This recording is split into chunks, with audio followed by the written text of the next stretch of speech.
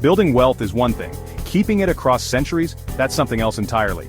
Across the globe and across time, certain families have achieved not just prosperity, but an enduring legacy that has weathered storms of change and uncertainty. Today, we're looking at 6 legendary European families who've managed to adapt, diversify, and stay at the top of their game for generations. These are families who began as pioneers in their own right, captains of industry, masters of finance, innovators in a rapidly changing world. But their stories are more than tales of initial success. They are testaments to the power of adaptation, the foresight to recognize shifting tides, and the willingness to transform their empires to meet the demands of a new age. Let's dive into the fascinating stories of dynasties who've built empires and reinvented them to survive. Our first journey takes us to the heart of Italy, where the roar of engines echoes a legacy of innovation and industrial prowess. Here, the Agnelli family etched their name into the history books with the founding of Fiat in 1899. Fiat, a name synonymous with Italian craftsmanship and automotive distinction, became a cornerstone of the nation's identity.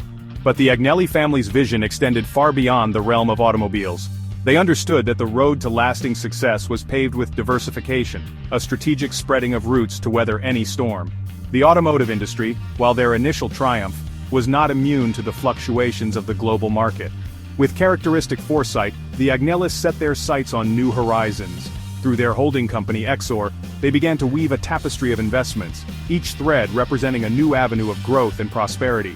The sleek lines of Ferrari, a name synonymous with speed and luxury, were brought under their umbrella.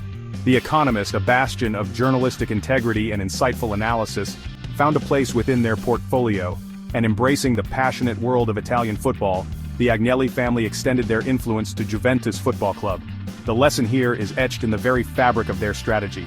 When one industry faces headwinds, when the road ahead becomes uncertain, the ability to adapt and diversify becomes paramount.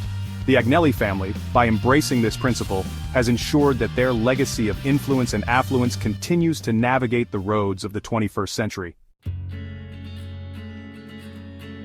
Our expedition now leads us north to the nation of Sweden, a land renowned for its blend of natural beauty and innovative spirit. Here, for over 160 years, the Wallenberg family has been a quiet yet formidable force, shaping the destiny of their nation and leaving an indelible mark on the global stage. Their story begins in 1856 with the establishment of SEB Bank, a financial institution that would lay the foundation for their enduring legacy. But the Wallenbergs possessed a unique quality, a sixth sense for identifying emerging industries poised to redefine the world. Their instrument for this visionary approach was Investor AB, a holding company that became their window into the future of technology and innovation. Through Investor AB, the family strategically placed their bets on companies like Ericsson, a telecommunications giant connecting the world through its networks. They recognized the potential of ABB, a leader in robotics and automation, transforming industries with intelligent machines. And in a stroke of strategic brilliance, they embraced NASDAQ, the stock exchange at the forefront of the digital revolution, forever changing the landscape of finance. The Wallenberg family's journey is a testament to the power of constant reinvention, of shedding the skin of the past to embrace the opportunities of the future. From their foundation in banking, they navigated the currents of change, riding the waves of technological advancement. They immersed themselves in the world of technology, robotics, and life sciences, always staying one step ahead, their fingers on the pulse of innovation. Our journey now takes us to the Emerald Isle, to the heart of Ireland, where the aroma of roasted barley and hops fills the air. Here, the Guinness family, synonymous with the iconic stout that bears their name, has woven a tale of entrepreneurial spirit and astute diversification, their legacy as rich and multifaceted as their famed brew. It all began in 1759, with a humble brewery at St. James's Gate in Dublin. Little did Arthur Guinness know that his creation would transcend borders and become a global phenomenon, a symbol of Irish culture and camaraderie. But the Guinness family's vision extended far beyond the rim of a pint glass. They understood that to build an empire that would withstand the test of time, they needed to diversify, to plant their seeds in fields beyond the barley fields. And so, with characteristic Irish wisdom and business acumen, the Guinness family began to expand their horizons. Real estate, with its promise of tangible assets and long-term growth, became an early target of their investment strategy. They ventured into the world of banking, recognizing the vital role finance played in the machinery of commerce and industry. And as their wealth grew, so too did their appetite for new ventures, leading them to the world of private equity, where they could nurture emerging businesses and share in their success. Chapter 4, the Fugger family, from textiles to empires, a Renaissance legacy. We now journey back in time to the heart of the Renaissance, to 14th century Germany, where the Fugger family, masters of trade and finance, rose to become one of the most influential families in European history. Their story is a testament to the transformative power of commerce, the ability to build an empire from the threads of trade, and the acumen to navigate the shifting sands of power. The Fugger family's ascent began in the world of textiles, a seemingly humble start that belied their grand ambitions. They quickly mastered the art of buying and selling, their caravans traversing the trade routes of Europe, carrying silks, spices, and other precious commodities. But the Fuggers possessed an innate understanding that true power lay not just in trading goods, but in controlling the flow of capital. And so, they turned their attention to the world of banking, a realm ripe with opportunity in an era of expanding trade and ambitious rulers. The Fuggers became the bankers to kings and emperors, financing wars, expeditions, and grand construction projects. They amassed a fortune that dwarfed that of many nations, their influence reaching the highest echelons of power. But the Fuggers, unlike many who came before them, understood the ephemeral nature of wealth. They knew that empires could crumble, that the winds of fortune could change. With remarkable foresight, they began to diversify their holdings, shifting their focus from the often turbulent world of high finance to the more tangible world of real estate. They acquired vast tracts of land, forests, and mines, securing their wealth for generations to come. Chapter 5.